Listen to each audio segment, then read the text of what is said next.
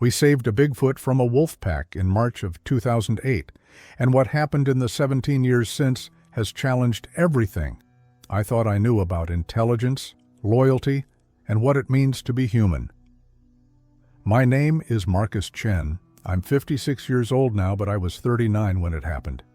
Back then, I was a wildlife biologist working part-time as a hunting guide in the Cascade Mountains of Washington State. I'd spent 15 years with the Washington Department of Fish and Wildlife before going independent, chasing the freedom of working for myself in the mountains I loved. I thought I knew these forests. I thought I understood the animals that lived here. I was wrong about almost everything. For 17 years, I've kept this secret. My hunting partners, Jake Mercer and Tom Whitfield, they kept it too. We made a pact that night, covered in blood that wasn't ours, watching something impossible limp into the darkness. But Tom died last year from cancer, and Jake thinks people need to know.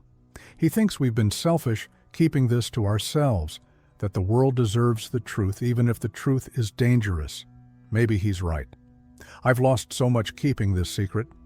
My academic credibility vanished when I left my research position. My marriage ended because my wife couldn't understand my obsession with protecting the mountains. I sacrificed any chance at a normal retirement to stay in this remote region. I've lived in constant fear of government discovery for nearly 2 decades.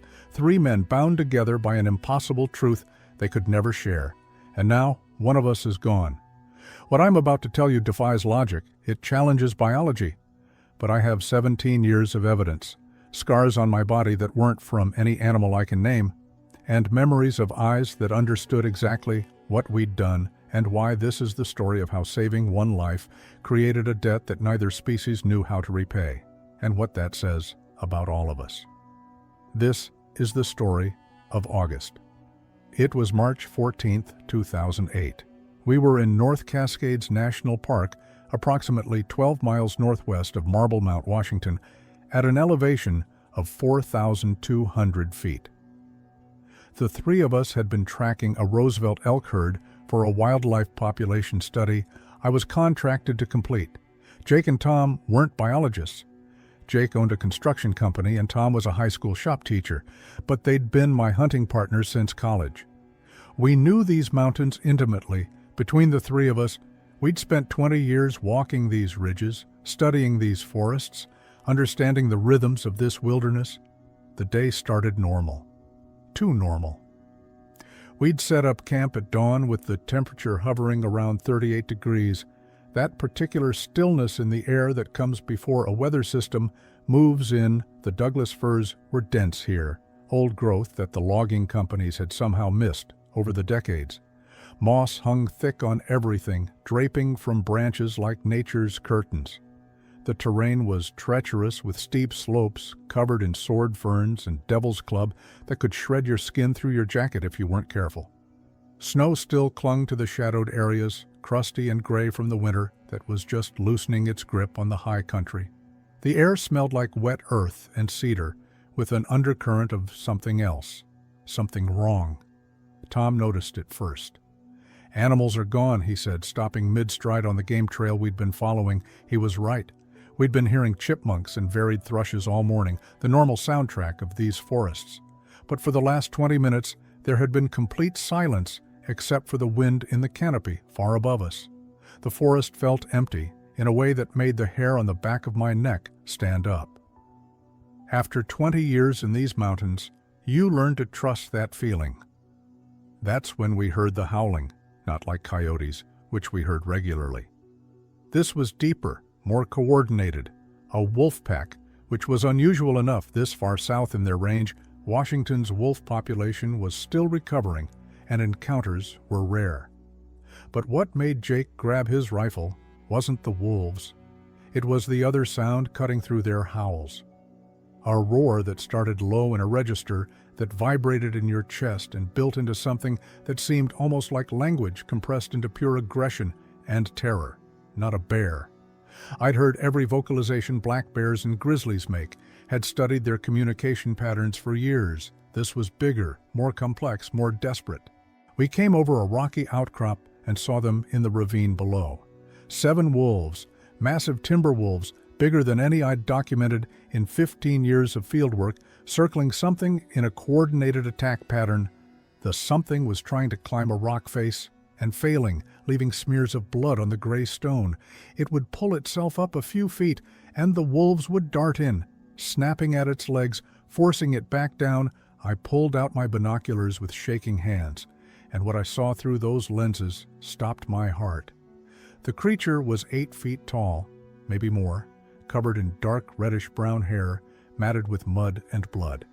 It had broad shoulders that would make a silverback gorilla look small, arms that were longer than human proportions, hanging past where its knees would be. It was swinging a broken branch at the wolves with clear strategic strikes to keep them at bay. But it was cornered and wounded badly. Its left leg wasn't bearing weight properly, buckling whenever it tried to put pressure on it. The wolves knew it too. They were patient, coordinated, working as a pack to wear it down. Through my binoculars, my scientific training kicked in automatically, cataloging details even as my brain struggled to process what I was seeing. Height, approximately 8 feet 2 inches. Weight estimate between 600 and 700 pounds based on body mass and musculature. Hair reddish-brown, coarse texture, 4 to 6 inches long, covering most of the body.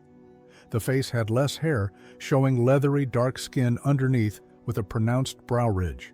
The eyes were forward-facing like a predator's, brown with visible whites like a human's. The hands had 5 fingers with opposable thumbs, and it was holding that branch with clear intent and strategy, not just swinging wildly. Its posture was fully bipedal, even while injured and defending itself, weight balanced on 2 legs in a way no bear ever managed. The behavior showed intelligence in the defense pattern, protecting its wounded side, specifically targeting the alpha wolf to disrupt the pack's coordination.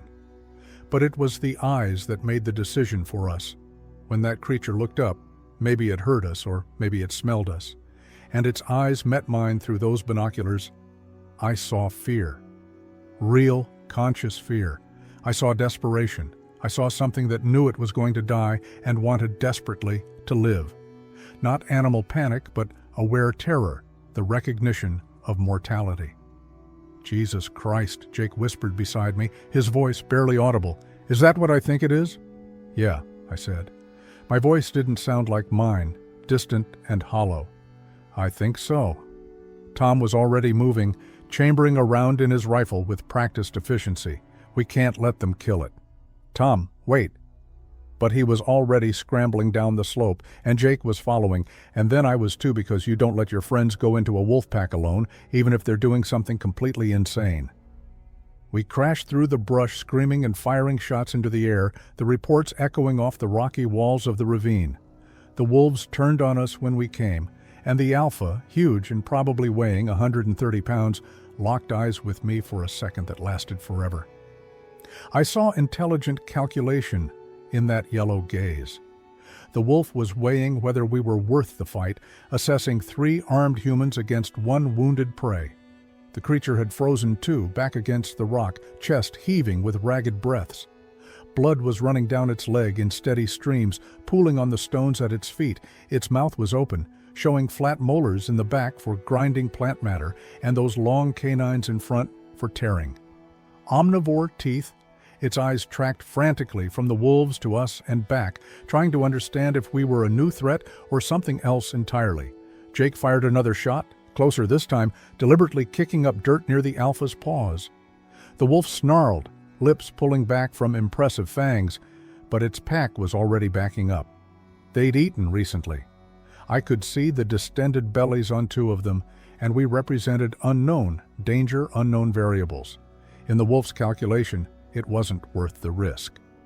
The pack melted into the forest with the fluid grace of apex predators, but the alpha turned back once, giving us a look that promised they'd remember this encounter, and then it was just us and the creature, just 3 humans and something that shouldn't exist, staring at each other across 40 feet of blood-splattered stone in a ravine in the North Cascades. It tried to run, made it 3 steps before the injured leg gave out completely, and it went down hard, catching itself on 1 massive palm. The sound it made, pain and frustration and terror, all compressed into one vocalization, was so human it made my stomach turn. Not human exactly, but close enough that something deep in my primate brain recognized kinship. "Easy," Tom said, using the voice you'd use with a spooked horse, calm and low and soothing. "Easy now. We're not going to hurt you." I pulled out my emergency medical kit, the one I carried for hunting accidents and wilderness injuries. My hands were shaking so hard I almost dropped it. "It needs antibiotics. Those bites are deep. If infection sets in..." I didn't finish the thought. We all knew what infection meant in the wilderness, especially for something that couldn't exactly walk into a hospital. The creature was watching us, those massive shoulders rising and falling with ragged breaths 40 feet away. Too injured to run, too wild to trust, too intelligent to be stupid about 3 armed humans approaching. I could see the intelligence in its eyes, real and undeniable, processing what we'd just done, trying to understand our intentions, making decisions. "We could walk away," Jake said quietly, voicing what we were all thinking. "Probably should. Call it in to Fish and Wildlife, let them handle it with proper equipment and training." But I was already walking forward, medical kit in hand, talking in a low, steady voice about nothing and everything, because that's what you do when something is terrified. You fill the silence with calm. You make yourself predictable. "Hey there, I know you're scared, I know this hurts, but I'm going to try to help you, okay? Those wolves did a number on you, but these wounds are treatable. I've got antibiotics, bandages, pain medication. This is going to hurt, but I need to clean these wounds or infection will kill you as surely as those wolves would have." I was babbling, I knew, but the creature was watching me come, not running, not attacking, just watching with those impossibly expressive eyes. And when I knelt 10 feet away and opened the medical kit, it made a sound low and questioning, a complex series of tones that seemed to carry meaning beyond simple animal vocalization. "Yeah," I said, even though I had no idea if it understood. "I'm going to try to help. This is going to hurt, but I need to clean these wounds. I need you to trust me just for a little while." It tilted its head, an eerily human gesture, listening, trying to understand. That was the moment everything changed. When I realized it wasn't just watching me, it was understanding me. Maybe not the words, but the intention behind them, the tone, the body language. It was reading me the way humans read each other, looking for threat or safety in every gesture and expression. We spent 4 hours in that ravine. The creature let me approach slowly, incrementally, each movement telegraphed and predictable. I'd take a step, pause, talk, then another step. It took 20 minutes to cover those 10 feet. The smell when I got close was overwhelming. Musk and wet dog and something else, something wild and ancient that had no modern comparison, but not unpleasant exactly, just different, just other. Tom and Jake kept watch, rifles ready, scanning the forest for the wolves' return, while I worked 3 deep bites, worse than I'd thought. One on the left thigh had torn through muscle tissue, one on the forearm had narrowly missed the major vessels, one across the shoulder had shredded skin and underlying tissue in a way that would definitely scar. The wolf pack had been coordinated and experienced, trying to take down something they'd probably been tracking for days. Maybe it was sick or old or just unlucky to be in the wrong place when a hungry pack came through. "We can't tell anyone," Jake said about 2 hours in, while I was applying antibiotic ointment to the thigh wound. The creature had stopped flinching, was watching my hands with intense focus, like a child watching a doctor work. "You know what happens if we do, you know the protocols." He was right. I'd worked with Fish and Wildlife for 15 years. I knew exactly what happened with credible Bigfoot reports, federal involvement, helicopters and tranquilizer guns and research facilities. This creature, wounded and vulnerable, would become specimen number 1 in a cage somewhere while scientists studied it to death. Every invasive test imaginable.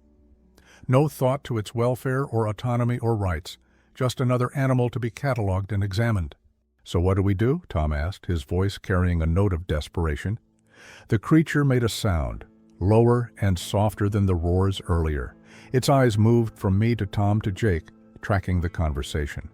Listening, trying to understand if we were arguing about it, if we represented a threat beyond the immediate medical intervention.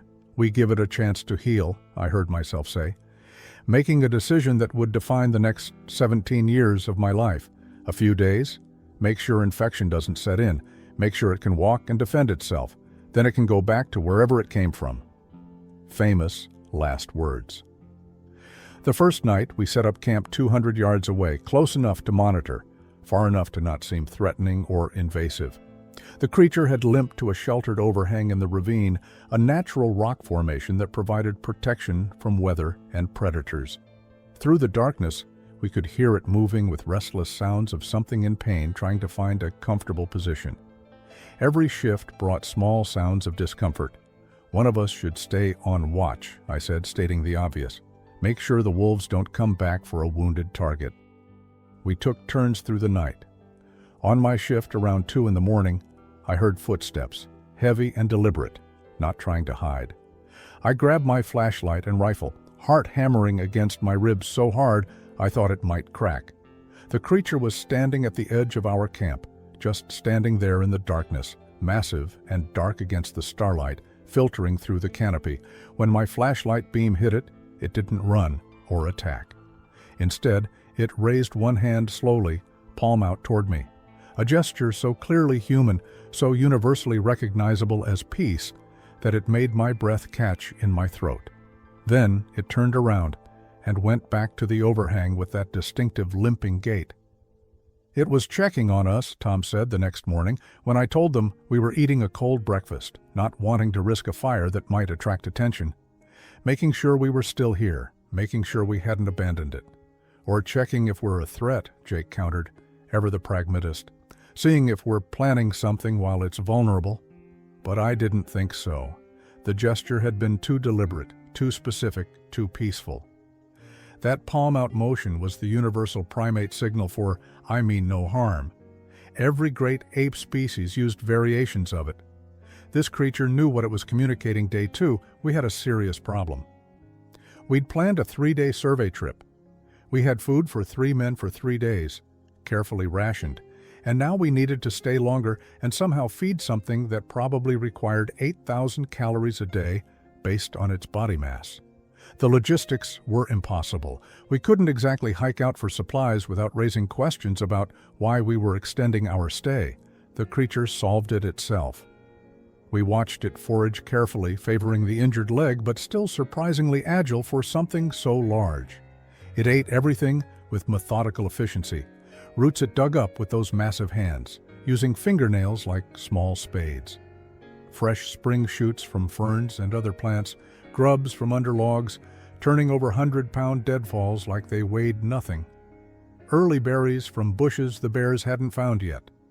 It caught a marmot with speed that shouldn't have been possible for something 8 feet tall and 700 pounds. Just a blur of movement, and the marmot was in its hands. But when Tom left a protein bar near the overhang, just set it on a rock, and walked away as an experiment, the creature took it, examined it carefully, sniffed it, then consumed it with clear appreciation for the calorie density. And that night, at the edge of our camp, where we'd see it first thing in the morning, there was a pile of cleaned fish bones, trout, 5 or 6 of them based on the skeletal remains, expertly caught and cleaned. "It's trading," I said, staring at those bones as the sun came up. "It understands reciprocity. We gave it food, so it gave us food in return. That's not instinct, that's culture." Jake picked up one of the bones, turning it over in his weathered hands. "Jesus Christ, Mark, what is this thing?" "I don't know," I admitted, and the unknowing was thrilling and terrifying in equal measure. But it's not just an animal. This is something else entirely. Day 4 brought the communication breakthrough. I was changing the dressings on all 3 wounds, a process that had become routine. The wounds were looking better with no signs of infection, healing cleanly thanks to the antibiotics and the creature's apparently robust immune system. The creature now sat still when I approached, even shifted its leg to give me better access to the thigh wound. Trust was building incrementally. "This one's healing well," I said, more to fill the silence than anything, falling into the habit I'd developed of narrating my actions. The shoulder might scar significantly, but you should regain full mobility within a few weeks. The muscle damage wasn't as bad as I initially feared. The creature made a sound, not a growl or roar, something different, softer, more complex, multiple tones woven together in a pattern that seemed almost melodic. Then it did something that stopped me cold. It pointed at my knee with one thick finger.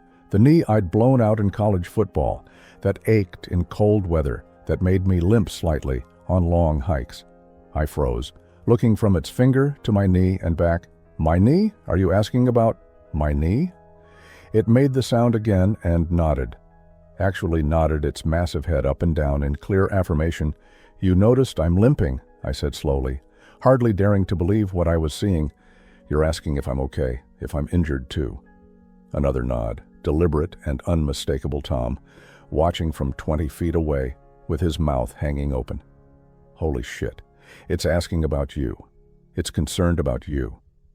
From that day forward, we talked to it constantly, all the time, narrating everything we were doing, asking questions even though we knew it couldn't answer in words, sharing observations about the weather and the forest and the wolves. It listened with complete focus every single time, head tilted in that characteristic way, and occasionally responded with sounds or gestures. We never heard it make the same sound twice in identical context. Each seemed specific and intentional. Not random animal calls, but deliberate communication language maybe, or at least communication far more sophisticated than anything we'd documented in any other species except humans. By the end of week 1, we had established a clear daily pattern. Mornings, I'd check the wounds, eventually reducing frequency to once daily changes as healing progressed. Midday, the creature would forage, and we'd observe from a respectful distance, documenting everything we saw. Afternoons, we'd leave food offerings to supplement its foraging, especially protein-rich items. Evenings, we'd sit near the camp, and it would approach to the edge of our firelight, sitting in the shadows and listening to us talk about everything and nothing nights. We maintained a 2-person watch rotation, though the creature never approached when we slept. It seemed to understand that sleeping humans were vulnerable and respected that vulnerability. Jake had to leave temporarily. His wife was asking increasingly pointed questions about why the elk survey was taking so long. We needed more antibiotics, more food, better camping gear. If we were going to stay longer than the original 3 days cover story, he asked, as he packed his gear. Tell her the elk herd is bigger than expected, I said, creating what would become the first of thousands of lies. Tell her the study's taking longer because we're getting unprecedented data. The Foundation will understand the extension. It was the first of many lies, and each one would become easier until lying became second nature, until the truth was the harder thing to speak. Day 9 brought our first near miss.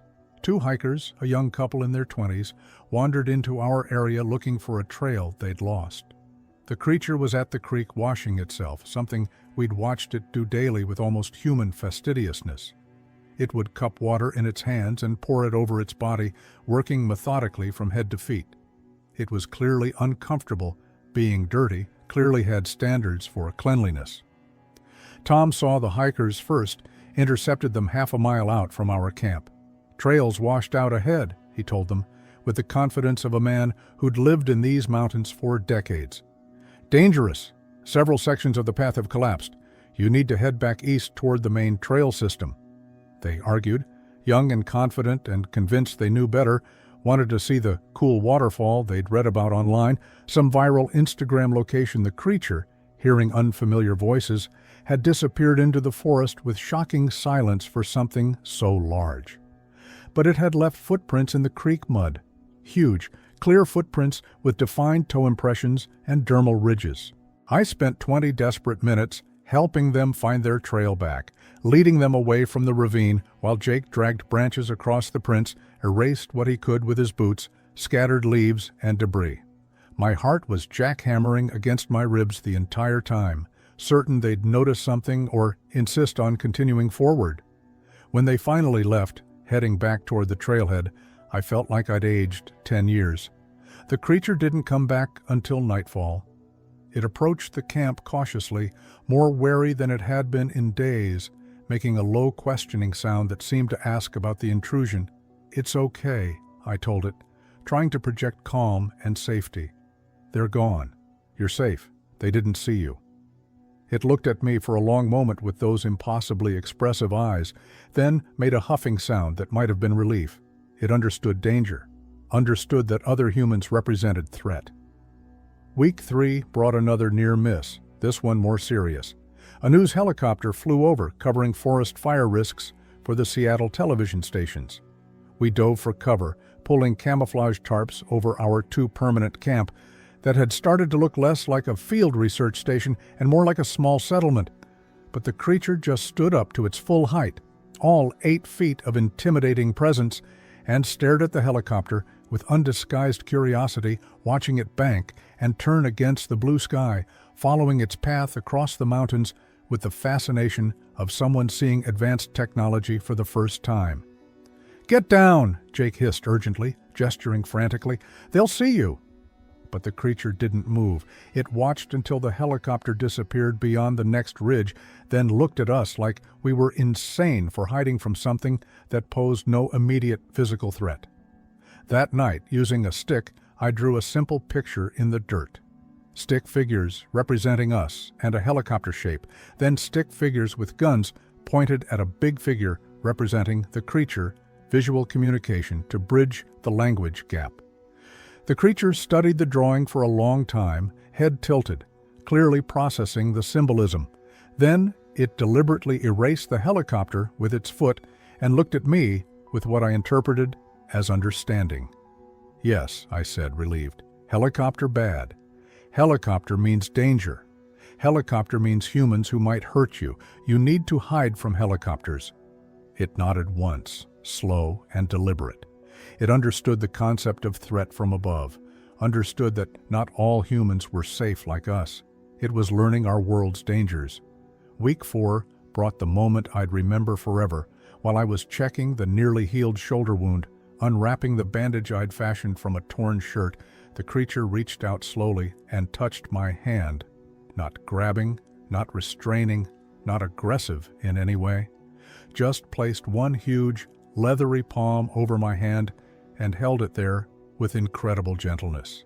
Its skin was warm, warmer than human skin temperature. The palm had defined pads and creases like a human hand, just scaled proportionally larger. There was tremendous strength there. I could feel the raw power in those fingers that could probably crush my hand without effort. But there was also gentleness, control, a conscious decision to be tender. We stayed like that for maybe 10 seconds, though it felt like an eternity. 2 different species, 2 different worlds, connected through touch. Then it let go and made a sound, 3 distinct tones rising in sequence. The sound it would come to use as a greeting, as an expression of affection, as our personal connection. "You're welcome," I whispered, throat tight, with emotion I couldn't quite name. From that day on, it allowed touch freely. Shoulder pats, hand contact, once even letting Tom, who'd started getting increasingly emotional about the whole situation, hug its arm.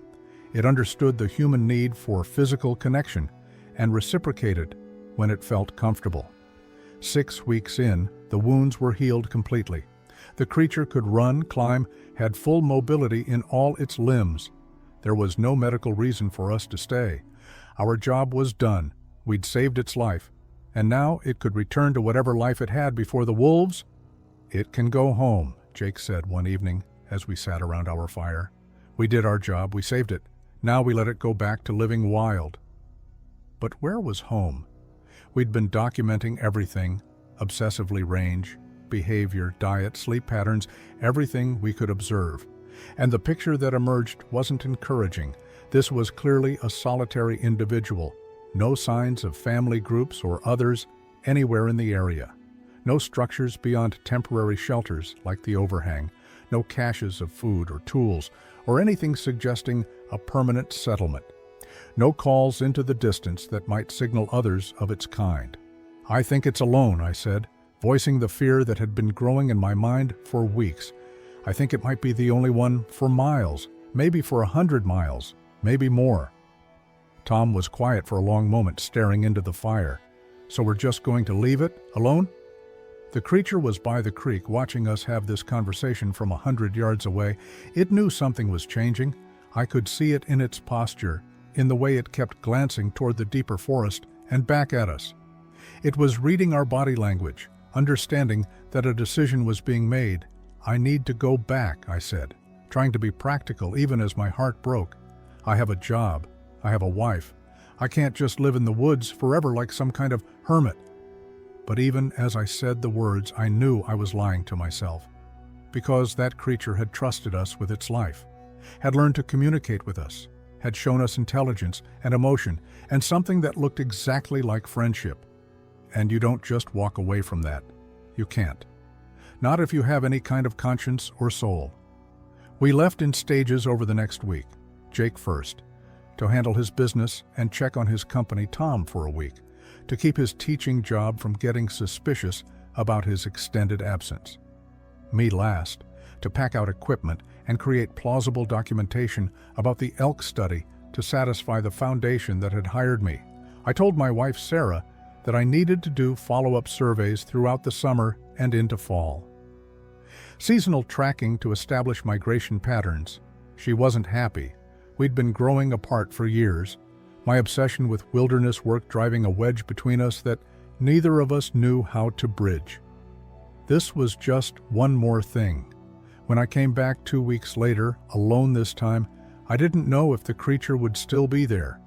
Maybe it had moved on, returned to wherever it came from, continued its solitary existence in the mountains. Maybe our interaction had been a temporary thing, help given and received, and now over. It was waiting. Sitting at the edge of what had been our camp like a dog waiting for its owner to return, when it saw me coming up the trail, backpack heavy with supplies, it stood to its full height and made that three-tone sound it had used when it first touched my hand, greeting. Recognition. Maybe even happiness, though I couldn't be sure I was reading its emotions correctly across the vast gulf between our species. "Hey," I said, my throat impossibly tight with emotion. I came back. I couldn't stay away. It walked toward me with that distinctive gait, slightly rolling due to its proportions, and placed its hand on my shoulder, gentle, deliberate. The gesture we'd established as connection, as friendship, as "you're not alone." "Yeah," I said, feeling tears I hadn't shed in decades threatening to spill. "I'm staying, at least for a while." That while turned into 17 years and counting. I bought property within 6 months, 20 acres bordering the national park boundary, with a cabin that had been abandoned for years and needed massive repairs. Close enough to Marble Mount for supply runs, far enough that neighbors were a theoretical concept rather than a reality. The previous owner had died, and his kids just wanted it gone. I paid cash, depleting my savings, but securing a permanent base. The creature, which I'd started calling August. In my field notes after the month I committed to staying, established a territory that overlapped mine by about half. I'd see signs everywhere once I learned to look. Broken branches arranged in specific patterns marking trail boundaries, rocks stacked on my property line in ways that couldn't be natural, and occasionally August itself, watching from the tree line when I worked on cabin repairs or chopped wood. We developed a system that became routine over the first year. I'd leave food in a specific location 3 times a week. Canned goods, dried fruit, protein bars, anything calorie-dense. August would leave gifts in return, unusually shaped stones that might have been pretty or interesting, carved wood, rough but showing deliberate tool use. Once an entire honeycomb harvested from a tree hollow, still dripping with honey trading. Gift exchange, cultural behavior, communication evolved rapidly. August learned to understand dozens of spoken words within the first year.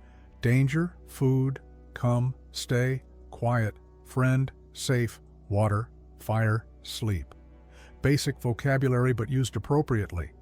And August taught me sounds, warning calls that meant predator nearby, calm signals that meant everything was okay. A specific vocalization that seemed to mean thank you, or maybe good, or possibly just general contentment. I recorded everything, built a database of sounds and contexts, tried to map the language. Jake and Tom visited monthly at first, then less frequently as reality intruded. Jake's construction company was struggling in the recession. Tom's school demanded more time, as budget cuts meant fewer teachers handling more students. They'd kept the secret faithfully, but the day-to-day reality of that secret was mine alone to bear. The isolation was crushing sometimes. Year 2, I filed for divorce. Sarah had met someone else, someone who came home at night and had a normal job and didn't disappear into the mountains for weeks at a time, obsessing over wildlife that might not even exist. As far as she knew, I didn't contest it, didn't fight for anything. What could I possibly say? I can't leave because I'm the sole caretaker of a cryptid that the world doesn't know exists? She would have had me committed. Year 3, my former colleagues at Fish and Wildlife started asking pointed questions about why I'd isolated myself so completely. Rumors of a crazy hermit biologist living in the mountains reached me through Jake. People I'd worked with for 15 years now thought I'd lost my mind. I stopped returning their calls and emails. Let them think whatever they wanted. The truth would have been worse than any speculation. But I was documenting everything with obsessive precision, hours of video footage on multiple hard drives, thousands of photographs from every angle, detailed behavioral notes written in field journals and transcribed digitally. August's intelligence became undeniable in the accumulated data. Problem-solving that exceeded most animals. August could open simple latches after watching me demonstrate once-used tools, not just instinctively, but creatively. Planned multi-step processes like washing food before eating it or building shelter before rain came, memory that clearly remembered specific events from months prior, recognized seasonal patterns, anticipated my routines. Emotional expression that was clear and readable. Joy when we spent time together, sadness when I left for supply runs, frustration when unable to communicate something complex, affection expressed through that shoulder touch, curiosity about everything in the environment, and humor, actual humor. I watched August play practical jokes on ravens, hiding their cached food and watching them search frantically before returning it. The self-awareness was perhaps most striking. August recognized itself in a mirror I brought, spent 20 minutes examining its reflection with fascination, showed concern about its own appearance when injured, trying to clean wounds and groom matted fur, understood itself as a discrete individual separate from the environment. The cabin became two habitats over those years, mine and August's. I built a lean-to structure attached to the main cabin, three-sided and open to the forest so it wouldn't feel like confinement.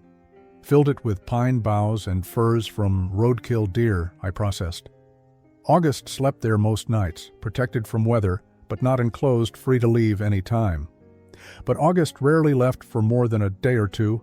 We fell into domestic routines that would seem absurd if they weren't my daily reality.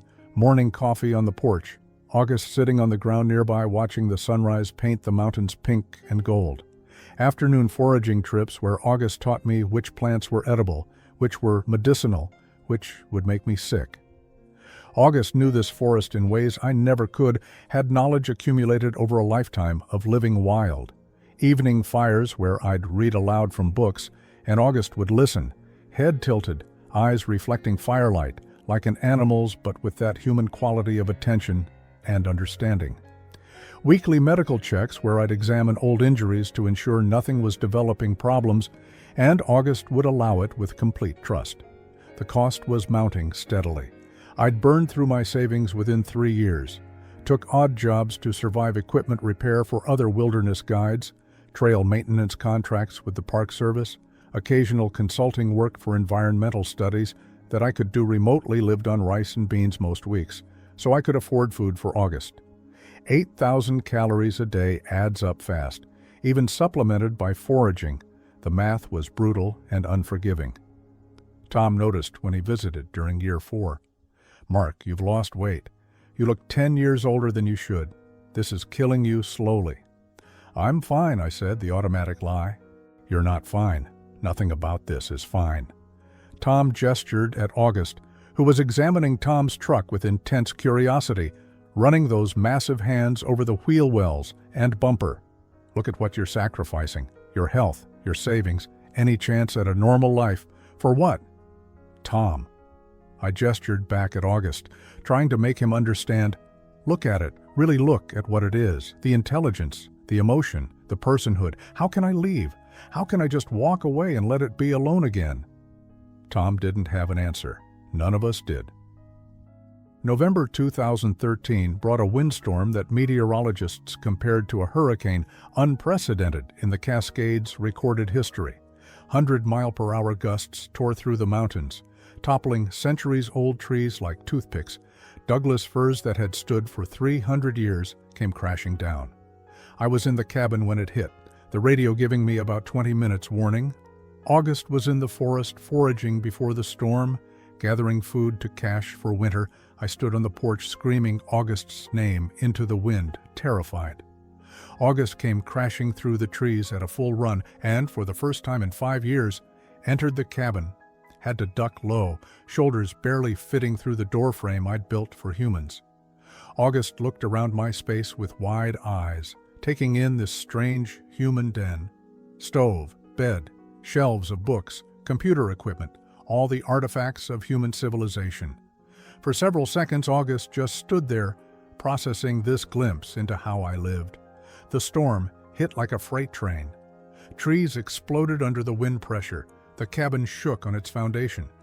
For 12 hours, we huddled in the reinforced interior room I'd built specifically for this scenario, designed to survive tree impact. Me on a narrow cot, August curled on the floor, too large for the space, but refusing to leave me alone. Too large to really fit, actually, hunched in a position that couldn't have been comfortable. At one point, the outer wall cracked with a sound like a gunshot, insulation showing through the gap. August made a distressed sound and moved immediately between me and the crack, positioning that massive body as a shield protecting me from danger, even at risk to itself. "I'm okay," I told August, shouting over the wind howling through every gap. "We're okay. The structure will hold." But August stayed there, shielding me with its body until the storm finally passed 18 hours later. When we emerged into eerie stillness, 3 massive trees had fallen across the property.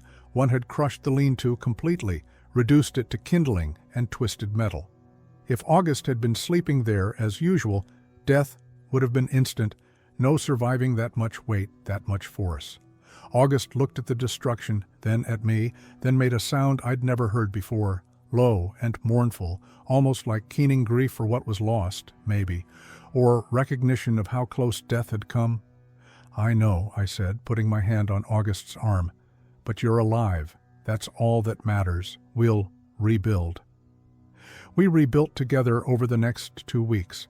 August couldn't use tools in the human sense, couldn't operate a saw or hammer nails, but August could lift logs I couldn't budge, could carry beams weighing 300 pounds, could clear debris with terrifying efficiency. The new shelter was stronger, better placed to avoid falling trees. Our combined work, our shared home.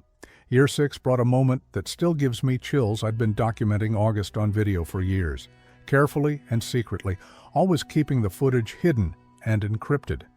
Then I made a careless mistake, left my laptop open while processing recent footage, distracted by something outside. August approached the open laptop, seeing itself on the screen for the first time. Beyond simple mirror reflection, the reaction was immediate and profound.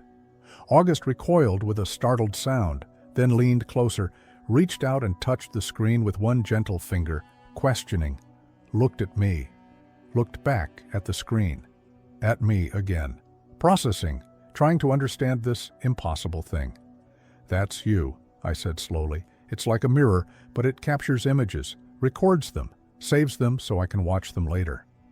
August stared at the video, footage of August examining river stones the previous week, for 20 minutes without moving, watching itself think, watching its own behavior with what looked exactly like fascination and self-consciousness.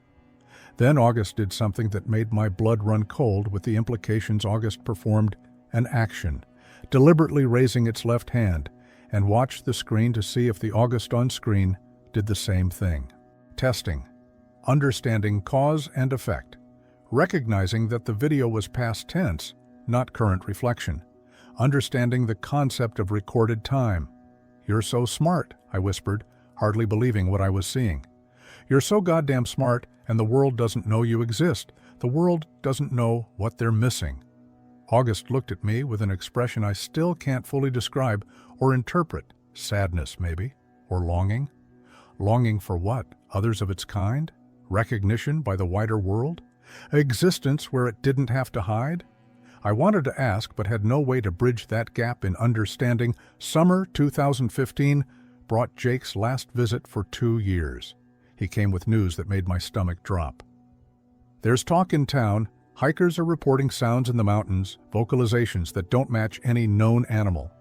There was a footprint photo posted online from about 15 miles south of here. Fish and Wildlife is getting pressure to investigate from cryptozoology groups." How much pressure? Enough that they're talking about deploying camera traps, thermal drones, systematic survey of this entire region.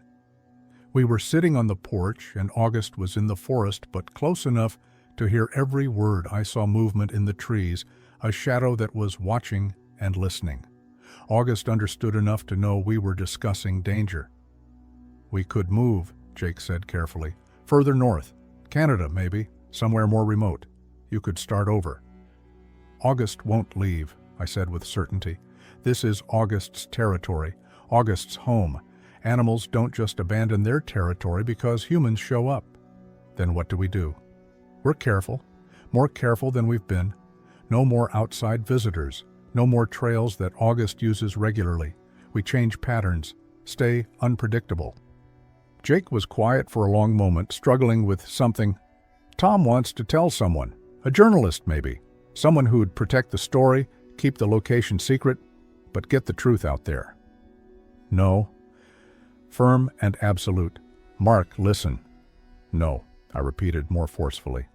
"The second this goes public, even anonymously, the government comes. You know they will. They'll find this place. And August becomes a specimen, not a person. Becomes something to be studied and caged and eventually killed by stress or testing or just heartbreak." "Is August a person?" Jake asked, and the question was genuine. "Legally, I mean. Does August have rights?" I looked toward the trees where August was hidden. August should have rights, should be recognized as a person, but August doesn't, not legally, not yet. And until August does, the only thing protecting August is our silence, our secret. Jake left the next morning. He understood, but I could see the weight of the secret pressing on him too. 17 years of lying to everyone in his life, to his wife, his kids, his friends. 17 years of carrying something impossible and never being able to share it. The weight of that was crushing him just like it was crushing me. "Take care of yourself," he said, hugging me tight. "You're too thin. You look exhausted all the time. This can't continue forever." "I'm fine," I lied automatically. "You're not, but I know you won't leave." He glanced toward the forest. "Take care of each other." Time did strange things in the mountains during those years. Days blurred into seasons, seasons into years, in an endless cycle. My 40s became my 50s without me really noticing. Gray appeared in my beard seemingly overnight. My joints ached in cold weather, old injuries making themselves known. The youthful energy that had carried me through those first years faded into middle-aged endurance. August aged, too, though not as quickly. Whatever species August was, they clearly lived longer than humans or aged differently. But I noticed changes. The reddish-brown hair got patches of silver, especially around the face and shoulders. August moved a little slower in the mornings, taking time to stretch and warm up like an aging athlete. The scars from the wolf attack, long healed, showed silver white in certain light. We were growing old together in our mountain isolation. The communication became almost telepathic after so many years. I'd think about checking the water supply, and August would already be at the creek with the buckets. I'd worry about winter supplies, and August would appear with armloads of firewood, anticipating my need. August knew my routine so well that we moved around each other like longtime partners, anticipating and accommodating without conscious thought. And I knew August's moods and needs just as well. I knew when August was restless, pacing the tree line and making specific calls toward the north calls that were never answered but that August made anyway, perhaps hoping. I knew when August was content, sitting by the fire making a low humming sound that seemed to express satisfaction. I knew when August was sad, staring toward the distant mountains with a stillness that broke my heart every time. "Do you miss them?" I asked once during one of those melancholy moments. "Your family, your kind, do you remember them?" August looked at me with those impossibly expressive eyes and made a sound, falling tones in a minor key that sounded exactly like sadness feels. Then August placed that familiar hand on my shoulder, our gesture for connection, for "you're not alone." But the question haunted me constantly. Was I enough? Could human companionship possibly replace what August had lost, if August had ever had it at all? Was I doing the right thing keeping August here, or was I being selfish? These questions kept me awake at night, staring at the ceiling. Winter 2018 brought a crisis. I got sick, really sick. Flu that turned into pneumonia, fever spiking to 104 degrees. I was delirious in bed, barely conscious, convinced I was going to die alone in the woods. No phone signal, no way to call for help. Just me and my failing body. August saved my life. August appeared in the cabin, something August rarely did anymore, and physically lifted me. Carried me to my truck like I weighed nothing. The truck I'd taught August not to touch, that I'd said was dangerous human technology. August put me in the passenger seat with surprising gentleness, then made sounds I recognized: go, danger, help. The vocabulary we'd built over 10 years deployed in emergency. I was too sick to drive, could barely stay conscious. But August had watched me drive 1,000 times over the years, had seen every motion and control. August couldn't reach the pedals from outside, but August could steer. August pushed the truck. I'd left it in neutral on a slight incline by luck or habit, and used that massive strength to get momentum. Then reached through the window and guided us down the mountain road, using pure strength to keep us on the winding path, compensating for momentum and angle and obstacles with intelligence and determination. A park ranger found us half a mile down the mountain. Truck rolled to a stop on the shoulder. August already disappeared back into the forest, me unconscious but alive in the passenger seat. If that ranger had arrived 5 minutes earlier, everything would have been exposed. I woke up in the hospital 3 days later. Tom was there, and the relief on his face was profound.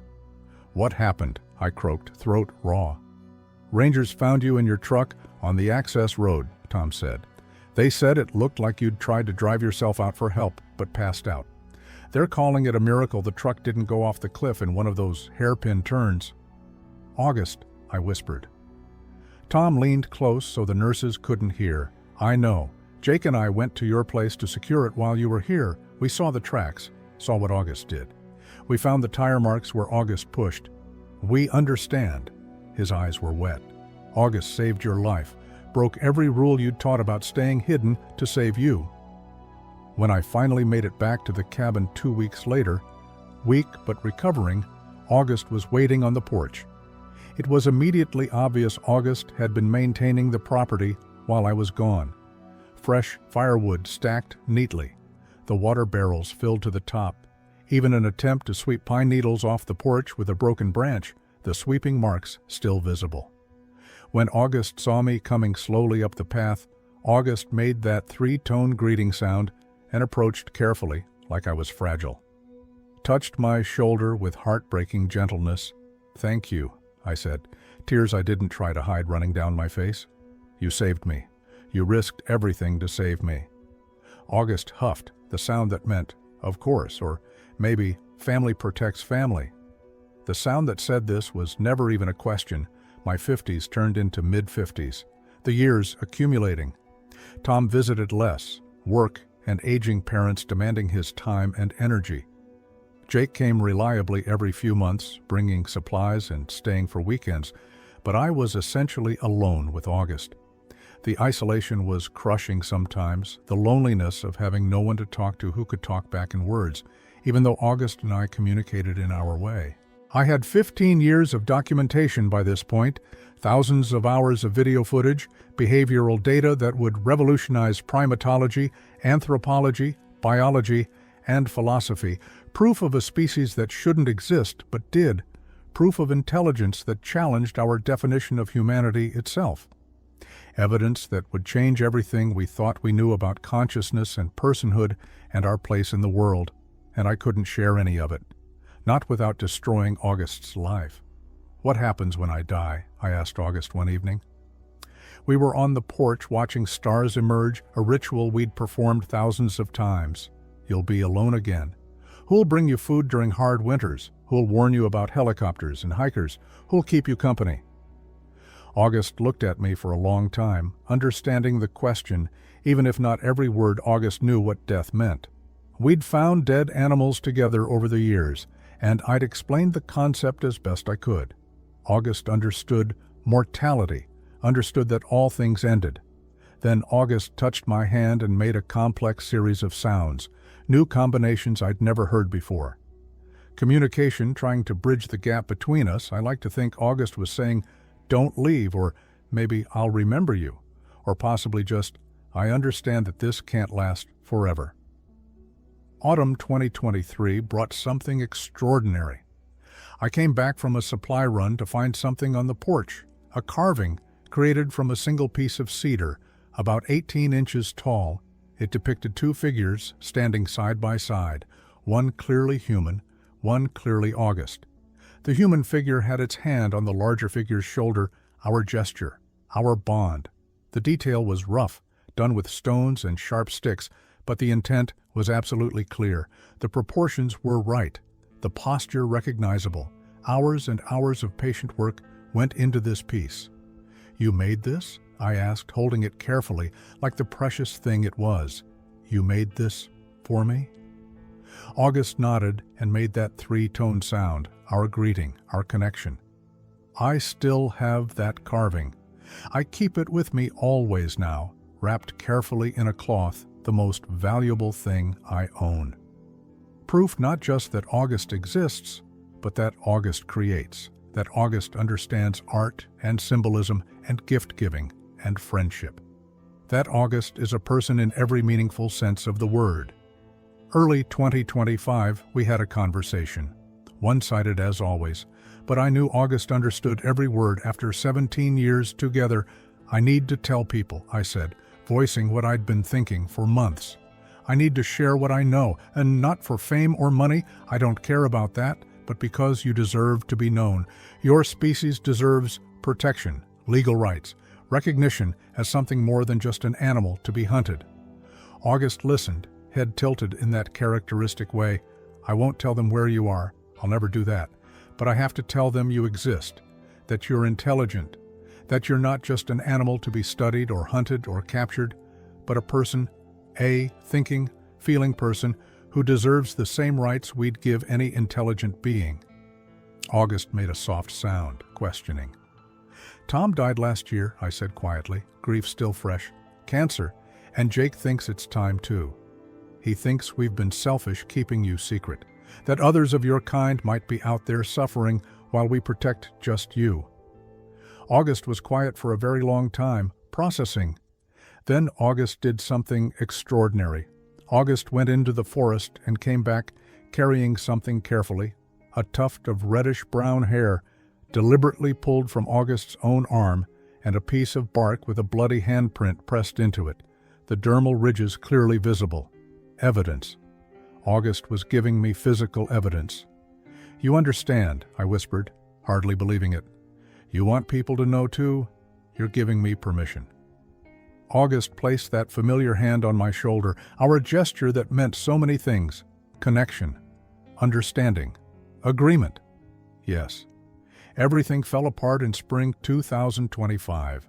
A wildfire 40 miles south had brought increased Park Service presence throughout the region. Fire crews, helicopter surveys, evacuated hikers rerouted through our area. Our remote section of the Cascades saw more human activity in 3 months than it had seen in the previous 5 years combined. And someone saw August. Not clearly, just a distant sighting through trees that most wrote off as a bear. But the hiker posted a thermal image online, and the internet did what the internet always does. Within 48 hours, there were expedition groups planning trips to the area. Cryptozoology enthusiasts, YouTubers looking for content, amateur investigators with too much time and gear. Jake called, panicked. "Have you seen the posts? They're organizing. 20 people next month planning to camp in a grid pattern and do systematic searching. They have the location narrowed down to a 5-mile radius. Your radius." "I've seen them," I said, stomach churning with dread. "Mark, they're going to find August. It's too many people covering too much area. We can't prevent this. We can't stop it." "I know." The admission hurt. Like a physical wound, I looked out the window. August was by the creek, watching the sky. We'd seen helicopters every day for a week. August knew something was wrong, knew the pattern was changing, knew danger was increasing. Then the government showed up. Not overtly at first. But I knew what to look for after so many years of paranoia. Unmarked trucks on the access road, hikers who moved wrong, who talked into wrist microphones, who carried equipment that had nothing to do with recreational hiking, surveillance investigation. Someone had flagged the thermal image as potentially significant. I found the first camera trap a week later, mounted on a tree, pointed directly at the trail August used most frequently, military-grade equipment with cellular uplink. Someone was watching in real time, monitoring this forest, looking for August. I destroyed it.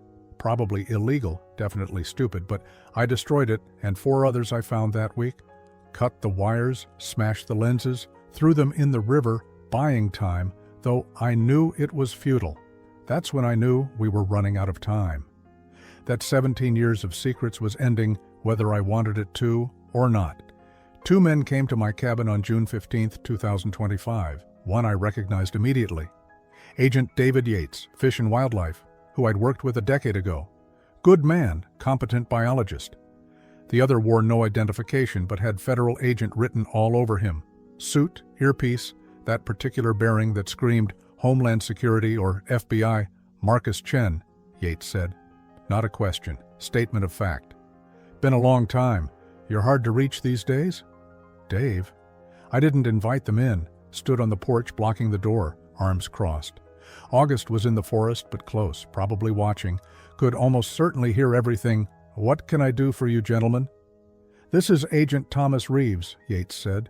"Homeland Security? He'd like to ask you some questions." Homeland Security. That was worse than I'd feared, much worse. "What can I do for you?" I repeated, keeping my voice neutral. Reeves spoke for the first time, voice flat and professional. "You've lived here 17 years, bought the property in 2008, right after a 3-week wilderness survey trip. You were a wildlife biologist with an excellent reputation, published research, respected by colleagues. Then you quit suddenly, moved to the middle of nowhere, and became essentially a hermit. Why?" "That's not illegal, last I checked." "No, but destruction of federal surveillance equipment is very illegal." My stomach dropped, even though I'd known this was coming. "We know you destroyed the cameras, Dr. Chen," Reeves continued calmly. "We have you on video doing it. The question is why? What are you protecting?" "My privacy. This is my land." "The trail is on national park land, public territory." Reeves stepped closer, invading my space deliberately. "We've had reliable reports of an unidentified large primate in this area, multiple sightings over the years. Thermal signatures consistent with something matching reported descriptions of a Sasquatch. And the activity centers directly around your property. Always within a 3-mile radius of this cabin." "I don't know what you're talking about." The lie was automatic after 17 years. "No," Yates said quietly, and there was sadness in his voice. "Because I pulled your old field reports, Mark. Your survey work from before you quit. You're meticulous. Most observant tracker I ever worked with. You notice everything. You're telling me you've lived here 17 years and haven't seen anything unusual?" I met his eyes. "I'm telling you there's nothing here but an aging man who wants to be left alone." Reeves pulled out a tablet, swiped to an image, showed it to me. August's footprint clear as day in creek mud. Recently photographed based on the metadata displayed 18 inches long, Reeves said, 6 inches across the ball. Dermal ridges clearly visible. Whatever made this print weighs between 6 and 800 pounds, walks upright, and has a stride length suggesting it's over 8 feet tall. These prints are all over this area. We've documented 17 distinct prints in the last month alone. Could be a fake. People hoax Bigfoot prints all the time for attention. Not this deep in restricted wilderness, not with this consistency of gait and depth, not with the wear patterns that suggest genuine locomotion. Reeves put the tablet away. Dr. Chen, if you know something, now is the time to tell us. For your own protection as much as the animals. Protection? I couldn't help the bitter laugh. You mean capture, study, lock it up in some facility somewhere while scientists study it to death. Silence. Yates and Reeves exchanged meaningful glances. So there is an it, Reeves said softly, pouncing on my slip. Fuck, I'd revealed too much. Reeves pulled out a folded document, official letterhead visible. This is a federal warrant to search your property and the surrounding national park land. We execute it tomorrow at dawn. We will find whatever you're hiding, Dr. Chen, and if you've been harboring an undocumented primate, interfering with federal research, or destroying government property, you will face serious charges, potentially years in prison. The Endangered Species Act doesn't apply to undiscovered species, Reeves cut me off. Once we document and confirm its existence, protections can be established through proper channels.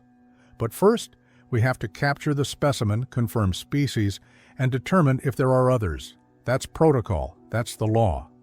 Specimen, I said flatly. It's a specimen to you, a thing to be captured and studied. What would you call it? Yates asked, and there was genuine curiosity in his voice. Real question. I'd call it a person, I said. I'd call it someone who thinks and feels and deserves the same rights we'd give any intelligent being. But you're not going to do that, are you?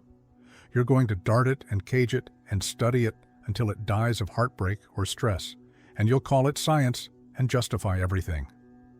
Mark, Yates said carefully. If you've really been in contact with one, if you've really observed it for years, you know we have to document this properly. This could be the most important zoological discovery in human history. We're talking about a relict hominid, possibly Gigantopithecus descent, surviving into the modern era. The scientific value alone is incalculable. The things we could learn— Fuck the scientific value! I was shaking with rage and fear. What about its value as a living being? What about its right to exist in peace? What about treating it as something more than a specimen to be dissected? It doesn't have rights, Reeves said coldly. Not legally. It's wildlife, possibly dangerous wildlife. And tomorrow at dawn, we're going to contain it for everyone's safety. They left. I stood on the porch watching their truck disappear down the mountain road, mind racing through impossible options. August emerged from the trees 5 minutes later, had heard every word, understood the threat. I looked at my friend, my companion of 17 years, my savior, the most intelligent being I'd ever known besides humans, and made a decision that would change everything.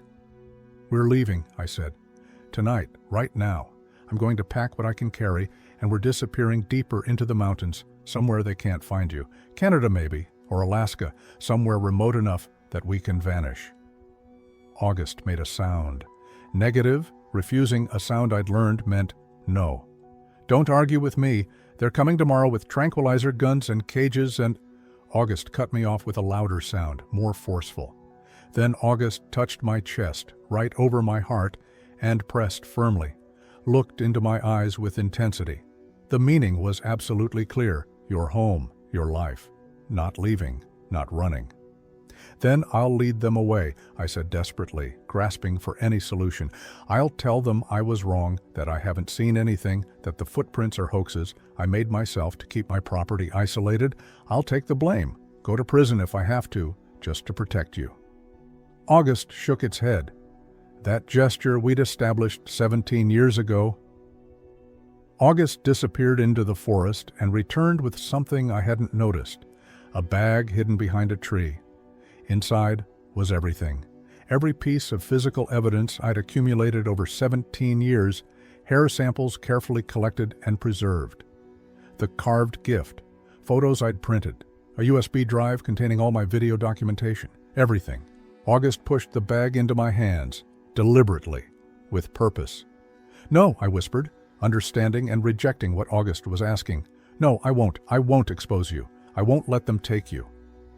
August made that three-tone sound, our greeting, our bond, our friendship expressed in three rising notes.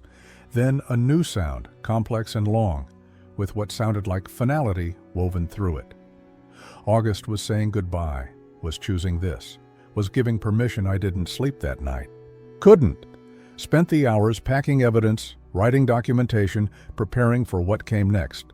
My laptop open, composing a post that would change everything. August stayed on the porch the entire night, keeping watch, waiting, being present for our last hours together. At 4 a.m, I went outside, sat next to August one last time, probably the last time ever. "I have two choices," I said, voice rough from exhaustion and emotion. "I can run with you, become a fugitive, spend however many years I have left hiding in the wilderness, always moving, always running. We stay together, but we're always looking over our shoulders." August listened with complete attention. "Or I can stay here, face them, tell the truth with evidence that can't be denied or covered up, go public immediately before they can classify it or bury it. Use social media, journalists, anyone who'll listen. Make your existence known in a way they can't contain. Force them to act in public with the world watching." I pulled out my phone, showed August the typed post I'd prepared, a Twitter thread with photos, video stills, comprehensive documentation, ready to publish with one touch. "If I do this, they'll still come for you, but they'll have to do it publicly, with news cameras and public pressure. Maybe that's enough to save you. Maybe public attention forces them to treat you right, to recognize your intelligence and personhood. Maybe it protects you better than my silence ever could." August looked at the phone, then at me, then toward the mountains where freedom waited. "Or I don't post it," I said. "I run with you. We disappear together. You stay safe and secret, but alone, except for me. And I abandon everything else, Jake, my property, any connection to human civilization. We live wild until I die and leave you truly alone." August was quiet for a long moment, then did something that broke me completely. August took the phone gently from my hand, looked at the screen, and pressed the post button with one thick finger. "August, no, wait." But it was done, published, the thread uploading. Evidence released into the digital world where it couldn't be taken back. Truth set free. August handed the phone back and made that three-tone sound one more time. Our greeting, our bond. Then August stood to full height, looked at the mountains turning pink with dawn, and walked toward the forest. "Wait," I called, voice breaking. "Where are you going? When will I see you again?" August turned back one last time.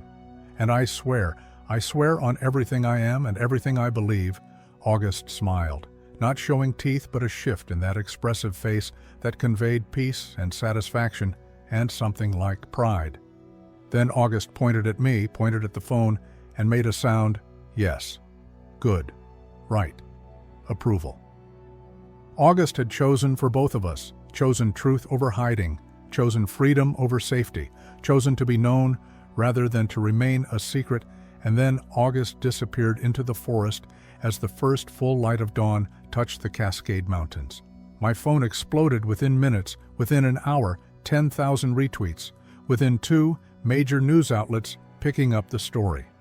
By noon, Bigfoot proof was trending worldwide. I'd included everything in that thread.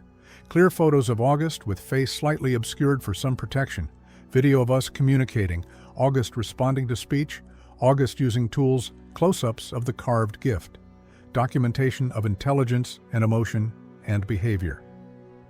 17 years of data from a credentialed wildlife biologist, undeniable and meticulously documented. The response was immediate chaos. Half the internet called it a hoax, CGI, they said, costume, elaborate fake. But the other half saw what I saw intelligence in those eyes, saw genuine interaction between species, saw evidence that couldn't be easily dismissed. Within 4 hours, I had calls from 3 major news networks, 5 documentary crews, dozens of reporters, and 2 lawyers offering pro bono representation. And at 6 a.m., exactly on schedule, Agent Reeves and his team arrived at my property with helicopters and thermal imaging and tranquilizer guns and a full containment team. They came prepared for war. I met them in the yard, phone in hand, live streaming everything, 15,000 people watching in real time. "Dr. Chen," Reeves said, voice tight, with barely controlled fury, "what have you done?" I told the truth, I said loudly for the stream, for the thousands watching, about a species that exists, that's intelligent, and that deserves protection, not capture. You've compromised a federal investigation. What investigation? I challenged. You never publicly acknowledged you were looking. You were planning to capture a sentient being in secret, without oversight, without the public knowing. Now they know. Now the whole world knows. 20,000 people watching, every major news outlet monitoring, and Reeves knew it, knew he'd lost before the confrontation even began. "Where is it?" he demanded. "Gone. Safe. Somewhere you won't find. August knows these mountains better than any human. If August wants to stay hidden, you'll never find August."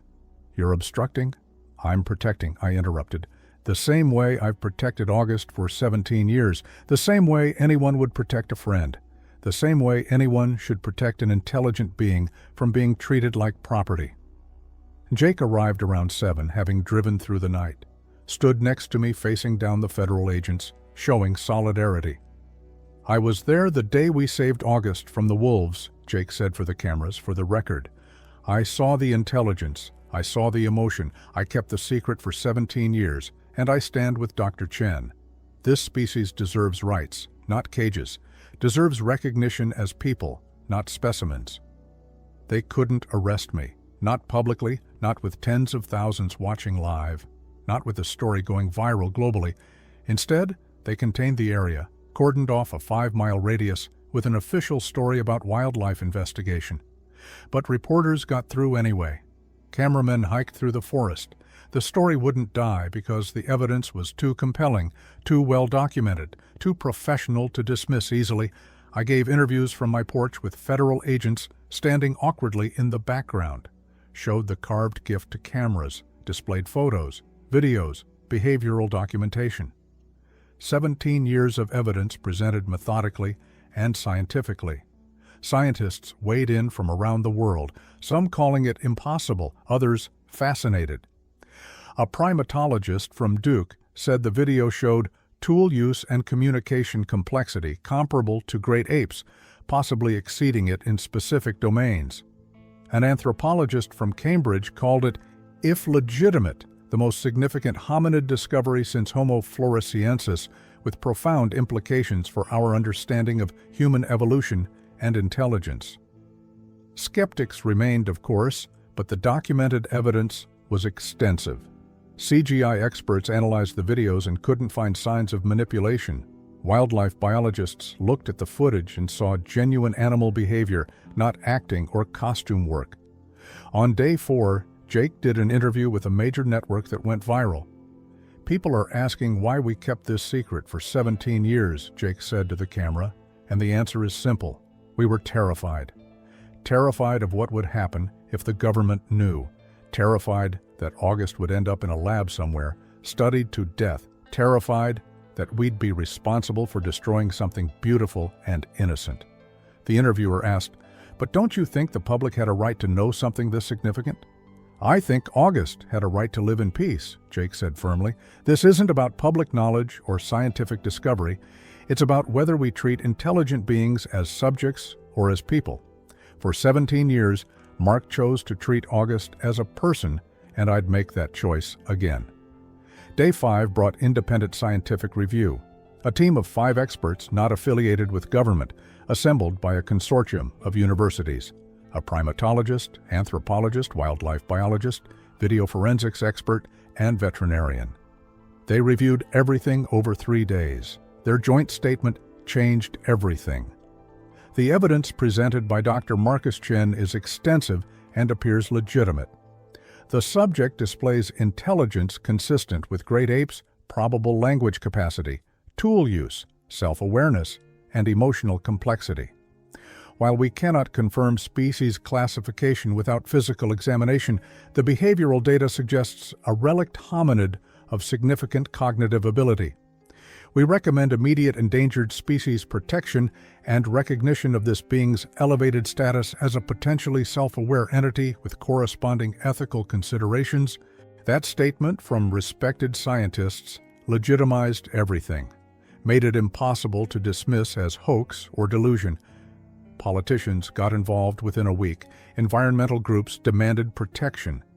Animal rights organizations called for personhood status, citing legal precedents for dolphins and great apes in some jurisdictions. A senator from Washington introduced emergency legislation, the Undiscovered Intelligent Species Protection Act. It granted immediate endangered status and protection from capture or harm to any species demonstrating human-level intelligence. Until ethical guidelines could be established, Agent Reeves received orders to stand down. The containment operation became a protection operation. No more talk of capturing specimens. Instead, they set up a perimeter with cameras to monitor, but not capture, protection from the poachers and hunters who would absolutely come once word spread. And everyone waited to see if August would ever return. 2 weeks after my revelation, I received a visitor, Dr. Sarah Kim, the primatologist from the review team. "Dr. Chen," she said, respect in her voice. "I believe you. Everything you've documented, everything you've shared, and I want to help. There may be others of this species out there. If there are, they need protection, habitat preservation. If August is the last one." She trailed off. "We need to know. We need to find them before someone else does." I looked at this woman, evaluating her sincerity. Okay, but we do this right. No capture, no invasive study, observation only, and only if August consents to being observed. "Consents?" She seemed surprised by the concept. "August understands," I said. "Understands cameras, understands what study means, understands what we're doing. If August doesn't want to be observed, we respect that completely. Those are my terms, non-negotiable." She agreed without hesitation. Over the next weeks, we assembled a team, scientists willing to work under strict ethical guidelines that prioritized August's autonomy above scientific discovery, observation without interference, documentation without capture or invasion, revolutionary approach to studying an intelligent species. And we waited for August to decide whether to trust us. The area became a circus over the following months. Despite federal perimeter, people came. Hikers, reporters, believers, skeptics, YouTube crews, the whole spectrum of humanity's curiosity and capacity for exploitation. Most were turned away at checkpoints. Some got through anyway, determined or clever. I found evidence of intrusion weekly, fresh footprints where they shouldn't be, candy wrappers, cigarette butts, camera equipment hidden in trees. August didn't appear. Not to me, not to anyone, not for weeks. "Maybe August is gone for good," Jake said during a visit. "Maybe your choice to expose the truth drove August away permanently. Maybe you'll never see August again." The thought haunted me every day, that my choice, made with good intentions, had destroyed the thing I'd tried to protect. That August was gone, driven into the deepest wilderness, alone again. But week 7, I found a gift on my porch. A stone, perfectly round, worn smooth by centuries of river water, August's signature. August's way of communicating. The message was clear. "I'm here. I'm okay. I'm watching. I haven't abandoned you." It was enough. It had to be enough. The government response was predictably complicated over the following months. Publicly, Fish and Wildlife acknowledged investigating reports of an unidentified primate species, but refused to confirm existence definitively. Homeland Security claimed national security implications, classifying portions of their investigation. But the scientific community wouldn't let it die. Dr. Kim's team published preliminary findings in Nature. Evidence for extant North American hominid, behavioral and morphological analysis. The paper was controversial but rigorously documented, peer-reviewed, legitimate science. Other scientists came forward with their own evidence. A geneticist who'd been studying environmental DNA from the Cascades found unidentifiable primate sequences. An anthropologist who dismissed Bigfoot reports for decades admitted some historical sightings had features consistent with my documentation. The existence question shifted from, "Is it real?" to, "What do we do about it?" That was progress. Society grappled with massive implications. Religious groups debated what August's existence meant theologically. Were they part of God's creation? Did they have souls?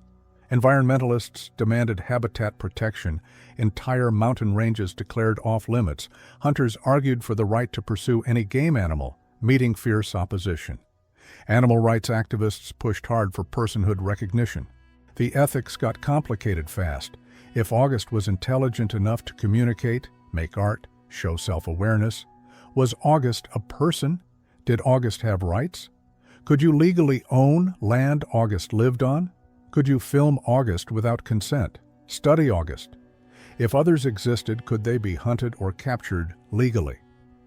A philosophy professor at Berkeley wrote an op-ed that went viral. The Bigfoot question isn't about whether they exist. It's about whether we're capable of treating intelligent non-human beings as something other than property or research subjects. It's a test of our humanity, and so far, we're failing it. I did interviews, speaking tours, advocacy work. Exhausting, but necessary. Every platform I got, I hammered the same message repeatedly: August is a person. Treat August accordingly.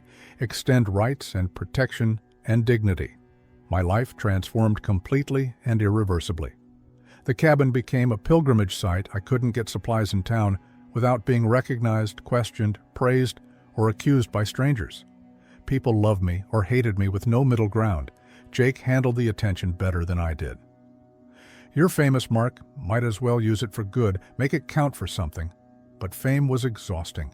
I missed quiet, missed privacy, missed being able to sit on my porch without wondering if someone was photographing me from the tree line. Financially, though, things improved dramatically. Book deals, speaking fees, documentary rights, money I'd never imagined having. I donated most of it to conservation groups, habitat protection funds, research into finding others of August's species.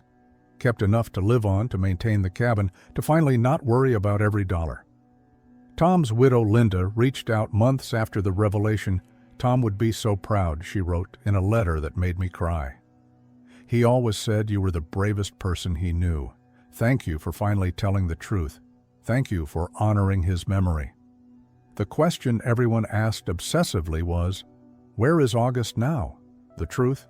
I don't know exactly, but I know August is close. The gifts continued regularly, stones, carved sticks showing increasing sophistication. Once, a bundle of wildflowers left on my porch carefully arranged August's way of maintaining connection while staying hidden from cameras and crowds. Dr. Kim's team set up remote observation posts throughout the area, cameras on trees, audio recorders, thermal sensors, all with my approval, all designed to be non-invasive, and they caught evidence, substantial evidence, thermal signatures of something large and bipedal moving through the forest at night.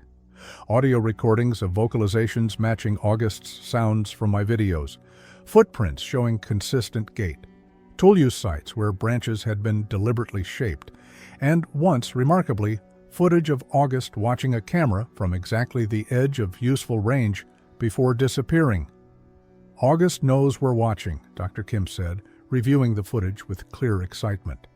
Look at the behavior pattern. August is deliberately staying at the edge of camera range, showing enough to confirm existence, but not enough for detailed facial study. August is negotiating August's own privacy, making choices about what we're allowed to see. Intelligent, autonomous, making informed decisions about August's own life and exposure. The legislation passed after months of debate and political maneuvering. Undiscovered Intelligent Species Protection Act became federal law, setting precedent. Any species demonstrating human comparable intelligence receives immediate endangered status. Capture or harm prohibited without explicit ethical review, board approval, habitat protection, mandatory for known ranges. Study requires non-invasive methods and, where possible, subject consent. It wasn't perfect, enforcement was complicated and underfunded. But it was something real. It was progress. It was recognition that intelligence creates obligation. The national forest around my property became protected reserve by executive order. 500 square miles of habitat, off limits to logging, limited human access, permanent sanctuary, August's territory protected by law. Other states followed with similar legislation, Canada too. International conservation groups got involved, extending protection frameworks globally, and reports came in from everywhere. Other sightings, now taken seriously by authorities, investigated properly by scientists rather than dismissed by skeptics, evidence reviewed objectively. A family group in northern British Columbia documented on thermal camera. Possible individuals in the Pacific Northwest rainforests, footprints and vocalizations recorded, tracks in the Rockies, sightings in the Sierras. August might not be alone after all. The species might not be dying. Hope existed. 2 years after my revelation, the scientific consensus had shifted completely. Yes, they existed. Yes, they were intelligent. Yes, they deserved protection. The debate was over. The species got a proposed name, Gigantopithecus americanus, pending genetic analysis. Some scientists argued for Homo sylvanus, forest human, given the intelligence level. The debate over classification continued, but the existence question was settled forever. Dr. Kim became the leading expert, building on my documentation. She published extensively, always crediting me as primary researcher, always emphasizing August's personhood in every paper and presentation. "This isn't just zoology," she said in a TED Talk that got 15 million views. "This is first contact with another intelligent species. We're encountering conscious beings who think and feel, and we get to choose how we treat them. This is our test as a species, humanity. Let's not fail it."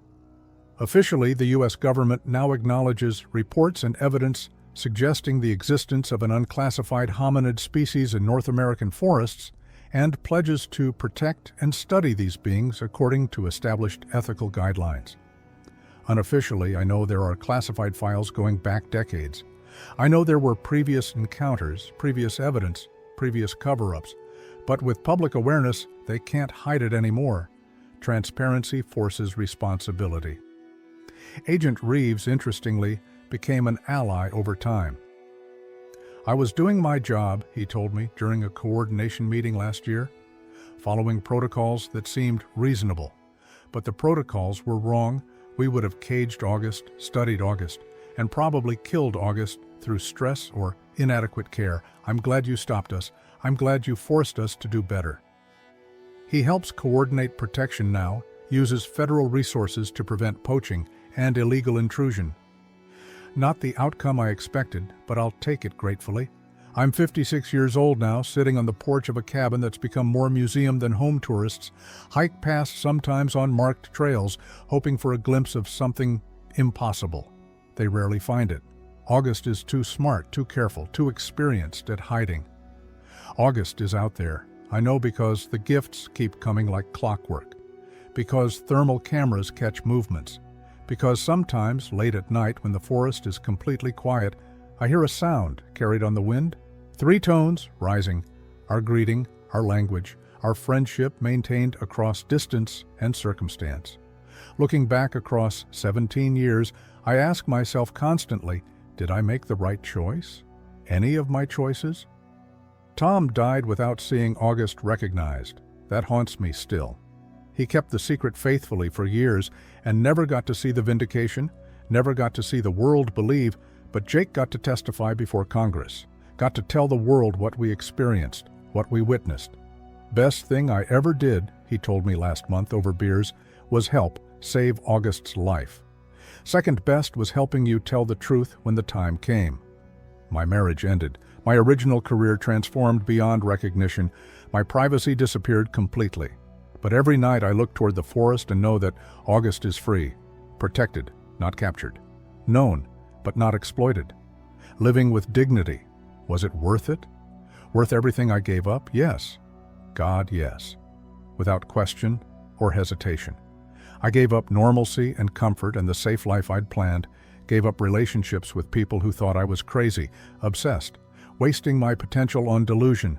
But I gained something most people never experience: genuine connection with another intelligent species, friendship that transcended language, culture, biology itself. August taught me that intelligence isn't measured by technology or language alone. It's measured by kindness, loyalty, emotional depth, capacity for love. August saved my life knowing it risked exposure. August made art. August mourned and laughed and loved. August is a person in every way that matters, regardless of what classification system humans eventually settle on. Dr. Kim's team continues monitoring and documenting. They've confirmed 3 more individuals in the past year, including what might be August's offspring, based on similar vocal patterns and behavior. Observed August isn't alone anymore, maybe never was entirely, just careful. Hiding because that's how the species survived humanity's expansion. But now, with protection, maybe they can stop hiding completely. Maybe we can learn to coexist with another intelligent species, share the planet with our relatives, recognize that humanity doesn't have a monopoly on personhood or consciousness or rights. That would be August's real legacy. Not just Bigfoot exists, but Bigfoot deserves to exist peacefully as equals. I get thousands of letters, people sharing their own sightings, now that it's safe to speak. People thanking me for proving they weren't crazy or lying.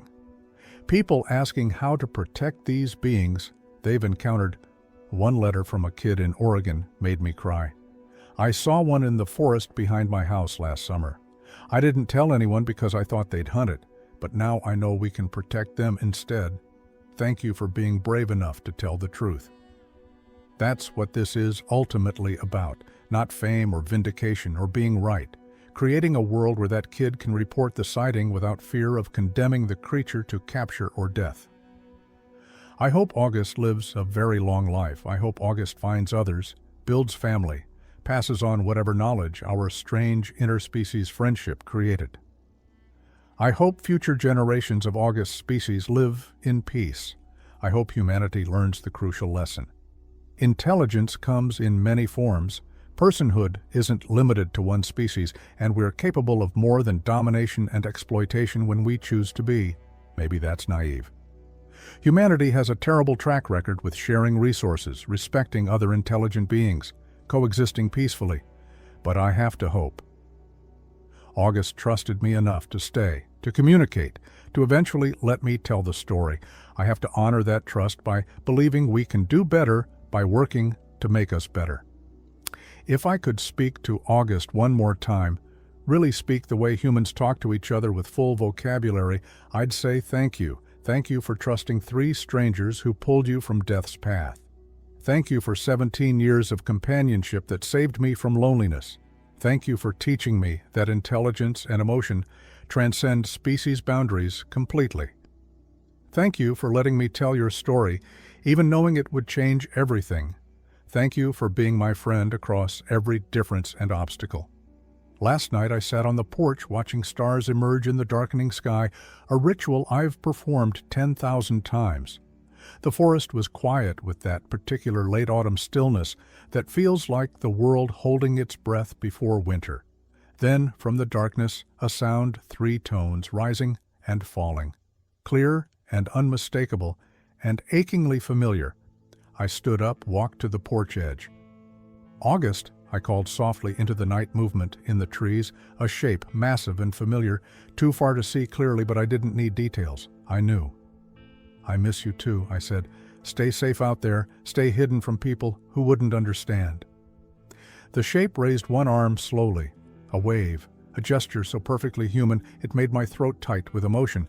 Then August was gone, melted back into the forest where August belongs, where August is safe. But I know August is watching. Know August remembers everything we shared. Know that across whatever distance separates us, physical, biological, evolutionary, we're still connected by something unbreakable. Some friendships transcend everything. Some bonds last forever, regardless of species or circumstance or separation. That was August's gift to me. Proof that connection is possible anywhere, with anyone, if you're willing to see the person behind the differences, and I'll carry that knowledge, that hope, that certainty, until the day I die. My name is Dr. Marcus Chen. I'm 56 years old. 17 years ago, I helped save a Bigfoot from a wolf pack, and that single decision rewrote my entire life. I don't regret it, not for 1 second. August is still out there, free, protected, and maybe, just maybe, no longer alone. And that's worth everything I gave up, every secret I kept for 17 years, every sacrifice I made, every comfortable life I abandoned. Some truths are worth revealing no matter the cost. Some beings are worth protecting no matter the price. Some friendships are worth everything. August taught me that, and I'll spend whatever years I have left making sure the world learns it too.